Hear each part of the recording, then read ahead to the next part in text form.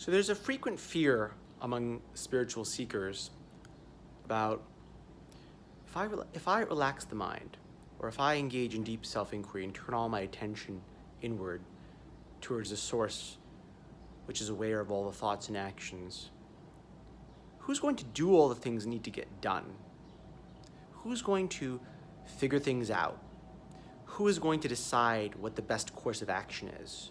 Who's going to take all the decisions, make all the moves that need to be made for survival or for happiness or for anything, right? Because you might think to yourself, as so many seekers do, yeah, all the spiritual seeking is great and all, but I still need to get out there and do things. And who's going to do those things? Or where is that doing going to come from? Where is that decision-making going to come from?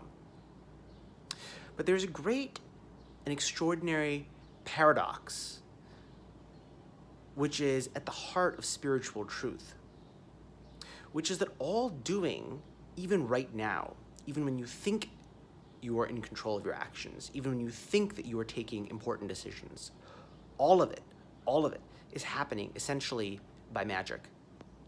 It is all happening from the indescribable source.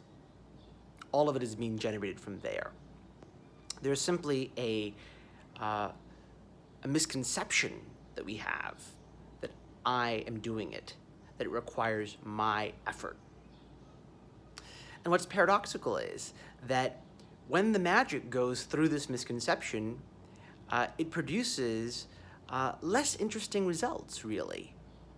When the mind, on the other hand, is able to relax, when it is able to let go, to surrender, as a result, in some sense, of some form of inquiry, of some sort of looking within, when that happens, when there is that total relaxation where one doesn't lift a mental finger, when there is complete effortlessness. There's a beautiful phrase in one of the ancient Hindu scriptures. It's called the Ashtavakra Gita. It's a dialogue between the wise man Ashtavakra and the king Janaka about enlightenment.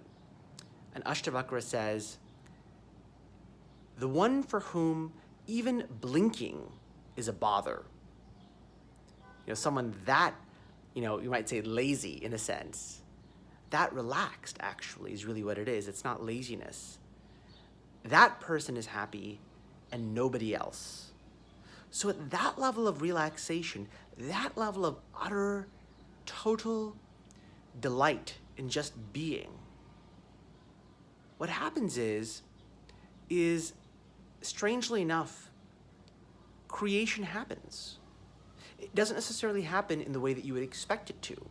And it doesn't happen on the timetable that you expect it to. But when the expectation and when the timetable are relaxed, when that anxiety is gone, when there is total relaxation, something emerges.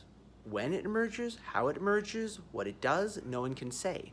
But the creative urge manifests almost without your noticing it, faster than you can see it. When your attention is directed elsewhere, something happens. And that's the great mystery and magic of the mind that is quiet and centered in its own nature, that is utterly relaxed, that one is simultaneously in a position of pure transcendental bliss, regardless of what happens, regardless even of negative emotions, that there is nevertheless a transcendental bliss that flows through it, and that simultaneously, when and only when one is enjoying this transcendental bliss, is a space opened for something magical to do its thing, unburdened by the usual set of expectations that would cabin it.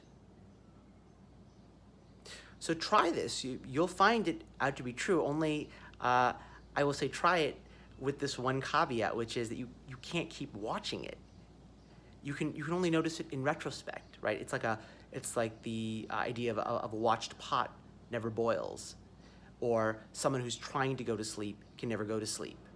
You must relax the mind and utterly let go of expectation. And then you may find, looking back, that things happened that you couldn't possibly have expected, that you didn't put any effort into. I don't mean the world necessarily responding in some magical way, although that might happen, but the creativity came out of your own bodily and mental instruments in a way that you could not possibly have anticipated, and that was, in a sense, a strange sense, effortless.